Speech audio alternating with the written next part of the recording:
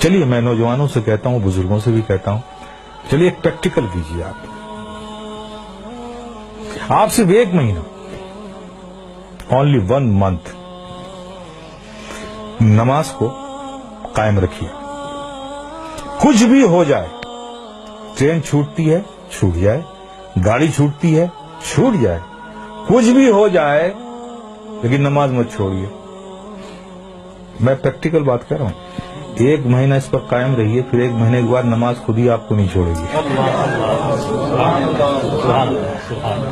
آپ کر کے تو دیکھو یار، کر کے تو دیکھو میرے پیارے، پھر دیکھو کیا لطف آتا ہے.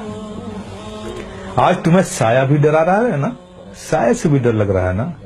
نماز کو اپنے سینے سے لگا دو. خدا کی قسم ظلم و تشدد کی کیسی ہوئی آندیاں بھی چلیں گی نا، اس سے بھی خوف نہیں آئے گا تمہیں. جو بندہ 5 وقت اپنے رب کی بارگاہ میں حاضر رہتا ہو. ارے بھائی، ایک آدمی ہے جو منسٹر کی آفس میں کام کرتا ہے، اور دوسرا آدمی جو آفس میں کام نہیں کرتا لیکن 3 بار پرائم منسٹر کے پاس جاتا ہے. وہ دیکھیے کیسے سینے چوڑے کر کے چلتا ہے. وہ اس کا آنا جانا پی ایم کے وہ آفس میں ہے. دیکھیے اس سے لوگ مل جاتے، صاحب یہ پی ایم کے یہاں، اس سے پی ایم سے تعلقات ہے، پی ایم کے یہاں آ جاتا ہے، ہمارے پریزیڈنٹ سے اس کے تعلق. دیکھیے کتنا بے خوف گھومتا ہے اس ملک میں.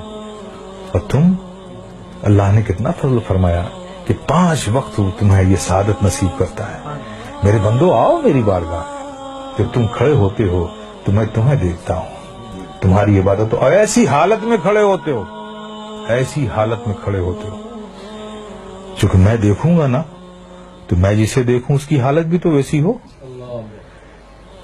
پیارے آقا صلی اللہ علیہ وسلم ارشاد فرماتے ہیں کہ رب نے فرمایا، جب ایک بندہ نماز کے لیے مسجد میں جاتا ہے اور نماز کے لیے وہ کھڑا ہوتا ہے، تو کھڑے ہونے سے پہلے رب فرماتا ہے فرشتوں سے، فرشتوں اس کے اندر جتنے گناہ ہیں نا، وہ اس سے جدا کر لو، نکال دو، اور سارے گناہوں کو الگ کر دو اس سے. فرشتے اس کے سارے گناہ نکال لیتے ہیں.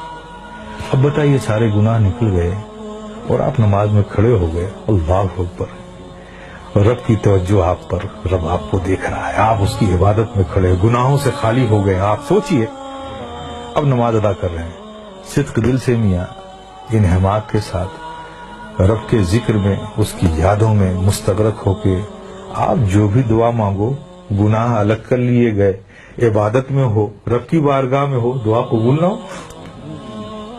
لیکن دیکھیے ہماری مادیت کا اثر دیکھیے کہ وہاں بھی ہمارا ذہن بھٹکتا رہتا ہے. آپ سمجھ رہے ہو نا. پھر اس کے بعد کیا ہوتا ہے، جب وہ بندہ نماز سے فارغ ہوتا ہے، کتنی بڑی نعمت ہے آپ سوچو.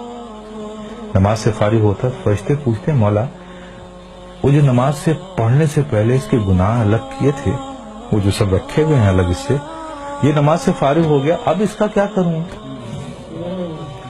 اب اس کا کیا کروں. تو رب فرماتا ہے، جب تم نے الگ کر لیا ہے تو الگ ہی رہنے دو. آئے ہے، کتنی بڑی نعمت سے ہم محروم ہو رہے ہیں، خدا کی قسم ہے. اس لیے میرے عزیز، میرے پیارے، یہ بہت بڑی نعمت ہے، بہت بڑی نعمت.